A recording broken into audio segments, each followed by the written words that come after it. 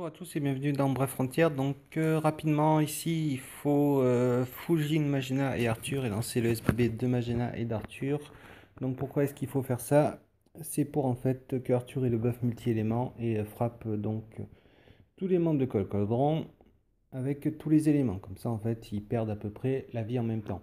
À savoir que les plus résistants sont Crash Belt, Gazzolina et Voodoo Child. Et le moins résistant est comment il s'appelle? Pigbull. Colcolodron, pour le cibler, c'est assez difficile. Donc pourquoi est-ce qu'il faut les descendre ensemble? Parce qu'ils ont une grosse AOE quand il y en a un des membres, chacun d'eux fait donc l'AOE nommée Vengeance. Donc il y en a un qui meurt, ils font 5 vengeances. Il y en a deux, ils font 6 vengeances. Et après, il y en a 3, donc ils font 6 vengeances aussi. Et voilà. Donc on va éviter d'utiliser des potions de raise et autres ici. Donc c'est pour ça, vous les descendez en AOE et après vous les finissez en tapant normalement avec Arthur et Zell Knight.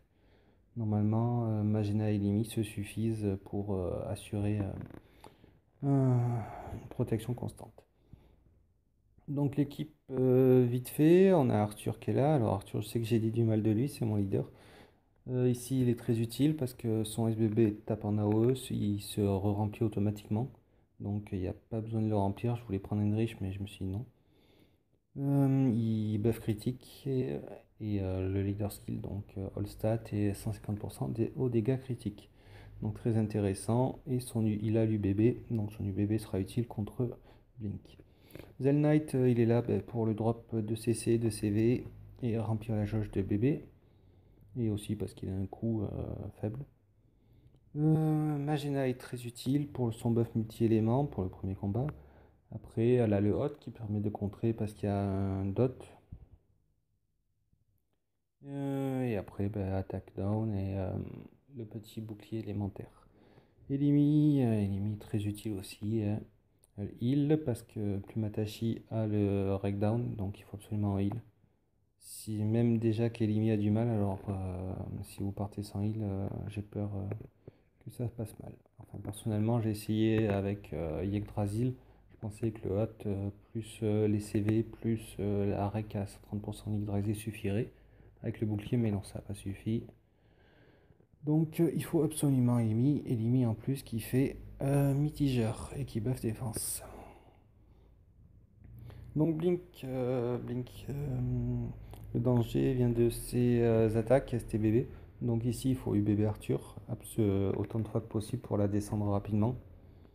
Et vous mettez des idoles d'ange après 3 tours et quand elle est à 75%, vous mettez l'idole d'ange comme ça. Normalement ça passe tranquille. Donc pour repasser entre Blink et Plumatashi, il existe plusieurs théories. Pour éviter en fait que Plumatashi fasse des pour Blink et aussi pour pas mourir bêtement. Donc là vous prenez déjà les deux STBB, donc bon, il n'y a pas besoin d'en prendre un de plus ou de compter. Et ensuite il faut donc descendre avec Zell Knight. Moi je descends. Donc là je fais SBB de Zell Knight et je garde les deux autres unités. C'est même pas comment ça s'appelle, de mitiger et autres, je garde direct. Comme ça vous voyez, c'est relativement bien passé. Une petite frayeur sur Elimi. Et après on raise, on soigne tout ça et ça continue. Donc le buff, donc là on a vu, je ne te pardonnerai pas, c'est la grosse AOE quand elle arrive. Je vais tout donner, ça réduit la jauge bébé, mais bon avec Elimi, Zell Knight, Elimi, Magena et Zell Knight, normalement, il n'y a pas de souci, on a des Fujin au cas où. Et après elle utilise donc sa vendetta personnelle. De temps en temps c'est une AOE, il n'y a trop rien à craindre. Donc là les balles ardentes qui donnent le dot apparemment, le death down. Je suis pas sûr, les balles perçantes qui ignorent la def et les balles soignantes qui la soignent et qui fait mixer sur un tour. Le danger viendra donc avec cette équipe des balles électriques qui donnent le reflet, donc lancer, Elimi et Magena en dernier. Et les balles maudites qui sont en ténèbres, donc faiblesse élémentaire pour Arthur et Magena. Magena il résiste plutôt bien, Arthur plutôt mal. Donc ce que je peux vous conseiller si vous voulez absolument essayer d'être safe, c'est de garder Arthur jusqu'à ce qu'elle change de munitions. Je sais que pour les balles ardentes, je gardais Zell Knight parce qu'il prenait trop de dégâts. Après, où est-ce que j'ai loupé? C'est des fois quand j'essayais de faire de lancer Magena en fait, je sais pas ce qui se passait, mais Magena ça s'est bloqué à un moment et du coup Magena a attaqué. Donc j'ai perdu Zell Knight bêtement comme ça. Et ça m'est aussi arrivé plusieurs fois. Donc on va récapituler. Les gros dangers, donc c'est de ne pas tuer tous les membres de la team Col Coldron en même temps. Et donc de se prendre les vengeances. Donc c'est le premier danger. Donc je récapitule, on les descend en AOE, après on les descend en attaque normale, moins de 10%, et on les finit sur l'AOE. Pas du bébé. Blink, on lance les UBB, donc le bébé de Arthur. On le remplit sans Fujin si possible. Les Fujin serviront, donc on s'en sert de 2 Fujin pour commencer. Pour avoir le buff élément et les dégâts, ben là voilà ça a loupé. Et les dégâts donc AOE d'Arthur sur tous les ennemis en même temps.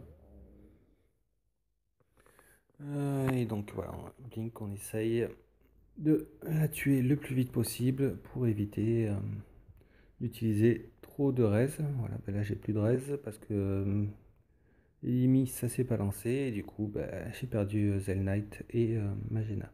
Oui, le combat est en x8 parce que sinon ça durait trop longtemps. Je me vois mal vous mettre 50 minutes.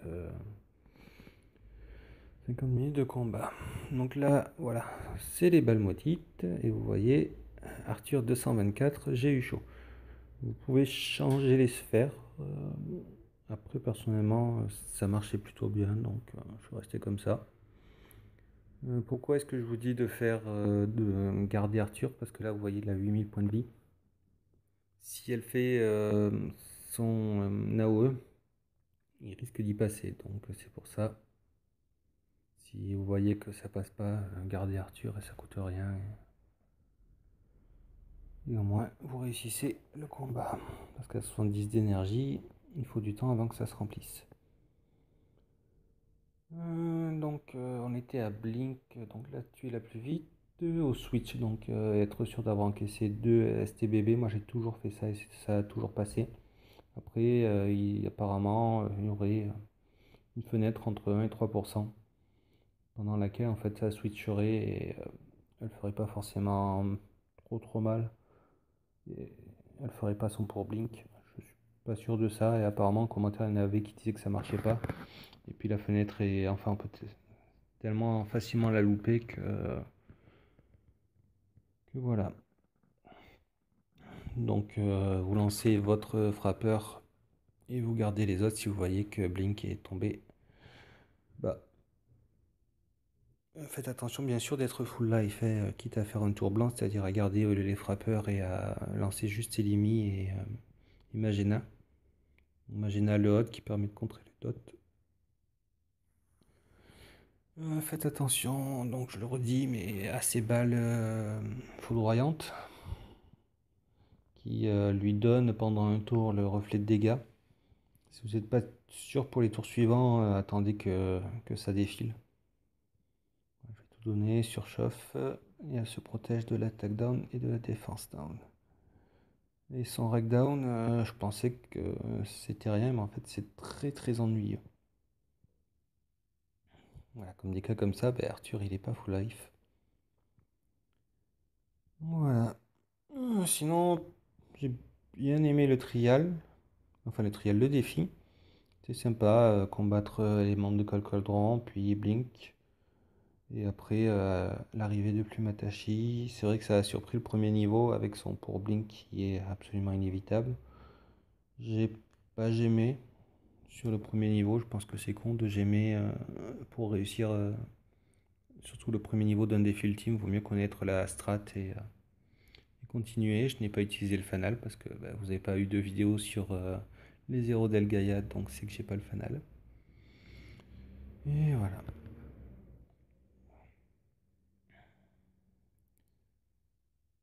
Et voilà, c'est très long. Mais bon. Au moins, quand on l'a passé, on a 5 gemmes, ça fait plaisir.